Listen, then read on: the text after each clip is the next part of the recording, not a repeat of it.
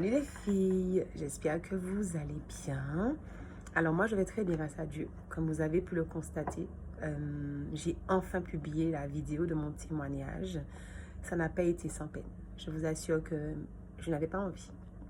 Je n'avais pas envie, mais il faut obéir. Donc j'ai obéi à Dieu qui m'avait relancé dessus ces derniers jours.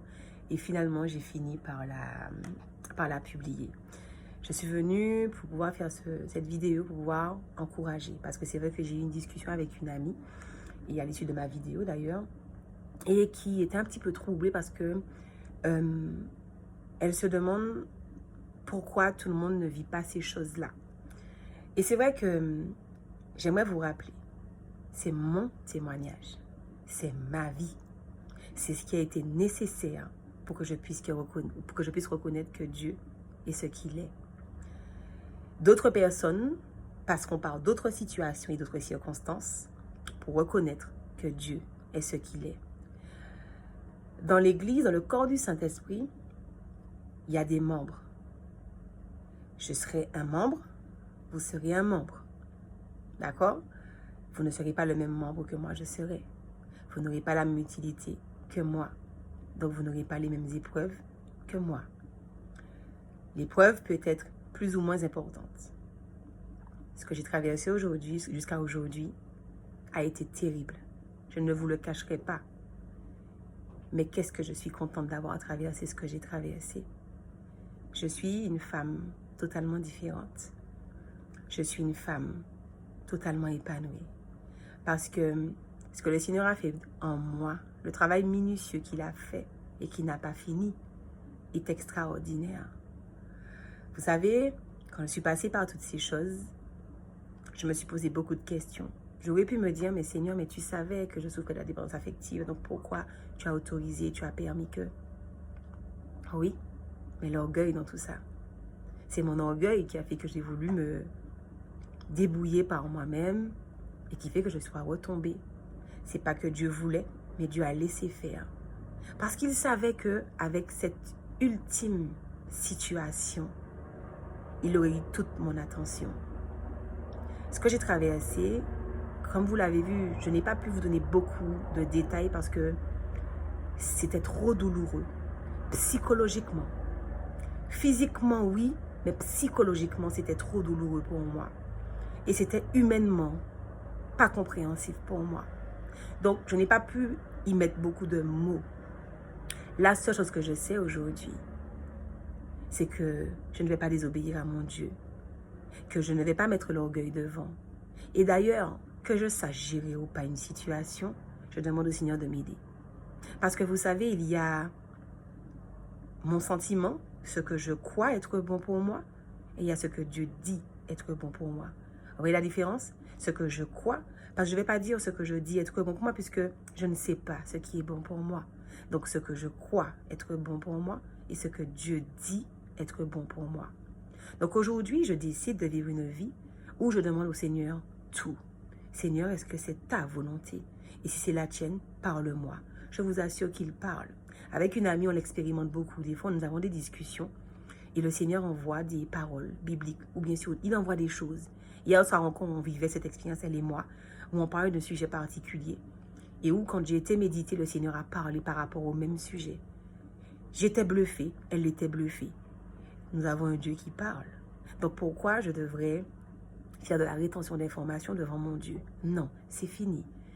Et vous savez, là où le Seigneur m'a réconfortée, c'est qu'il m'a dit que cette épreuve que j'ai traversée, ces épreuves que j'ai traversées, n'étaient pas pour m'écraser, mais c'était pour m'élever. Le Seigneur a un chemin, un plan, une mission particulière pour chacune d'entre vous. Il y a une mission particulière pour moi. Et il m'a dit qu'il était nécessaire que je passe par là. Parce que d'une part, je devais connaître sa toute puissance. Parce que personne n'aurait pu faire ce qu'il a fait pour moi. Ce que j'ai vécu là, aucun homme n'aurait pu faire quoi que ce soit pour moi. Deuxièmement, la crainte. Ce que Dieu dit, il le fait. Vous savez, on a beaucoup tendance à dire, ouais, Dieu est bon. Ouais, il ne va pas faire, il connaît toutes choses. Oh que oui, si c'est écrit, il va l'accomplir. Que ça te plaise ou que ça ne te plaise pas, je l'ai compris aujourd'hui.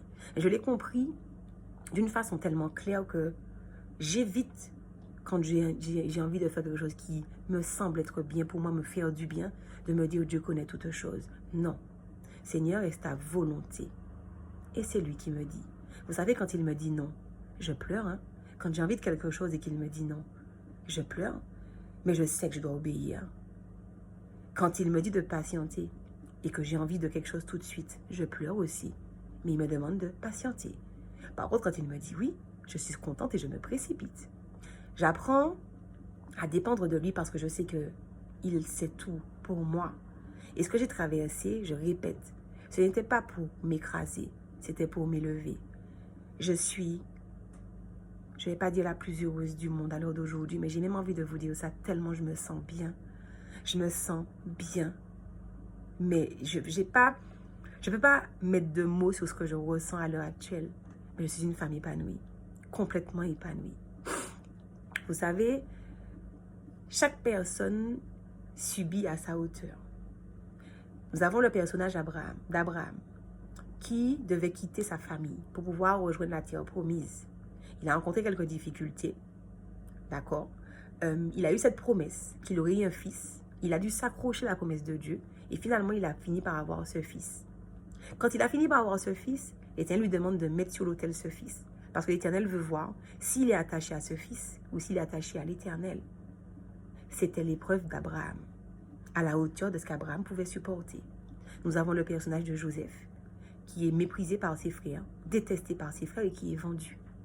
Il est l'esclave de Potiphar. Par la suite, la femme de Potiphar ment sur lui et il se retrouve en prison. C'est l'épreuve de Joseph pour prouver à son Dieu qu'il lui fait confiance envers et contre tout. Nous avons l'histoire de Jacob. Jacob qui est le deuxième d'Isaac, parce que Isaac préfère Ésaü. Jacob ment par rapport au pouvoir avoir le droit d'aînesse. Finalement, comme Ésaü, son frère, veut le tuer, il s'échappe. Il se retrouve en quelque part où il rencontre du monde et son beau-père lui ment. C'est l'épreuve de Jacob, à la hauteur de ce que Jacob peut supporter. Ce que je vous ai raconté dans mes 2 témoignages, ce sont mes épreuves à la hauteur de ce que moi, je peux supporter. Votre épreuve ne peut pas être la même. Ou si elle l'est, non, elle ne sera jamais la même. On aura des similitudes, mais elle ne sera jamais la même. Et plus vous passez par le feu, et plus le Seigneur vous prépare à occuper un grand ministère. Vous savez pourquoi? Quand vous passez par un feu brûlant, vous n'avez pas d'autre choix que de vous attacher à Dieu, de vous accrocher à Dieu et à ses promesses. Parce que rien autour n'a d'importance, n'a de valeur, n'a de poids pour supporter ce que vous vivez. Si ce n'est la présence, la puissance et la main de Dieu. C'est tout. Je l'ai expérimenté. Et je bénis Dieu pour ça. Aujourd'hui, je n'ai pas peur d'être rejetée, d'être mise de côté, d'être calomniée, d'être critiquée, d'être méprisée. Parce que celui qui me donne le salut m'a dit que je suis devenue une nouvelle créature, que voici toutes choses sont passées et que toutes choses sont devenues nouvelles. Le Dieu que je sers m'a dit qu'il ordonne que les bénédictions puissent entrer dans mes greniers et qu'il bénira le lieu qu'il m'a donné. Ok? Il m'a dit qu'aujourd'hui, il a fermé mon pas. Il est avec moi. Pourquoi je devrais être malheureuse? J'entends beaucoup de personnes me dire, mais qu'est-ce que tu attends pour te marier, pour avoir des enfants? J'attends que le Seigneur me donne le feu vert pour ces choses-là. Il y a quelque temps, je vous aurais dit, je suis prête.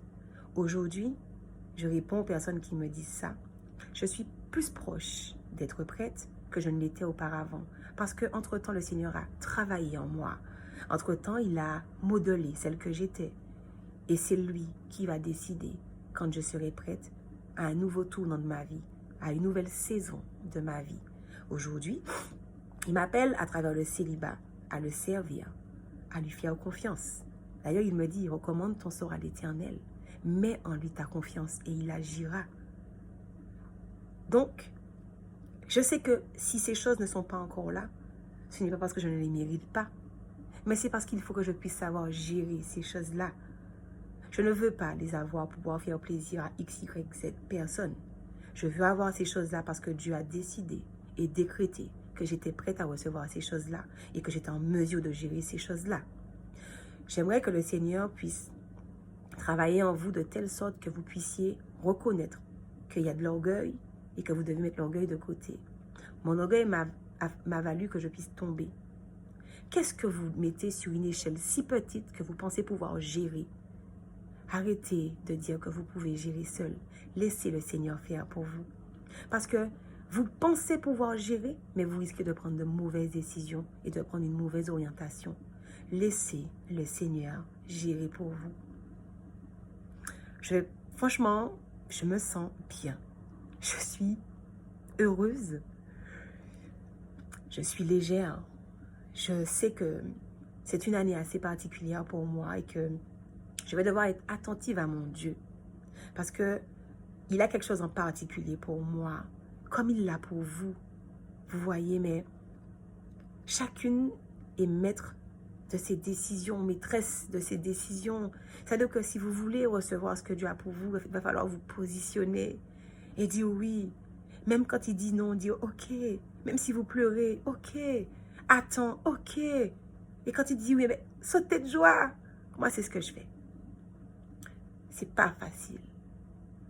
Je ne vais pas dire que j'ai des tentations tous les jours.